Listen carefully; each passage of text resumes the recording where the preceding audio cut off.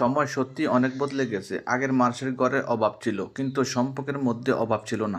একজনের ঘরের তরকারি রান্না হলে আরেকজনের ঘরে যেত, কারো ঘরে ভালো কিছু হলে পুরো পরিবার মিলে খাওয়ার আনন্দ ছিল। অল্পের মধ্যে সুখ ছিল, কমের মধ্যে শান্তি ছিল। তখন মানুষ দরিদ্র হতে পারে, কিন্তু মন থেকে ধনী ছিল। বাপ চাচারা একসাথে বসতো, ভাই ভাইদের হাসি ছিল, বোনের প্রতি মায়া ছিল, প্রতিবেশী কষ্ট দেখলে নিজের কষ্ট মনে হতো।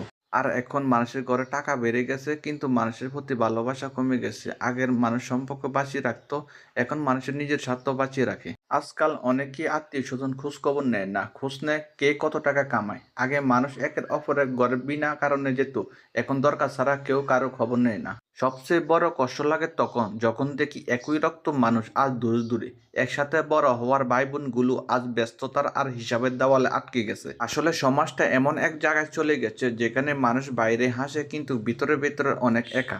আমরা আধুনিক হয়েছি, কিন্তু আগের সেই আন্তরিকতা হারিয়ে ফেলেছি। মোবাইল কাছে এনেছে পৃথিবীকে, কিন্তু দূরে সরিয়ে দিয়েছে আপন মানুষগুলোকে। সত্যি বলতে কি, আগের দিনের ভাঙা ঘরে শান্তি ছিল, আর এখন বড় বড় ঘরে অনেক মানুষ মনের অশান্তি। কারণ আগে সম্পর্ক মূল্য ছিল, আর এখন মূল্য শুধু টাকা। আসসালামু আলাইকুম।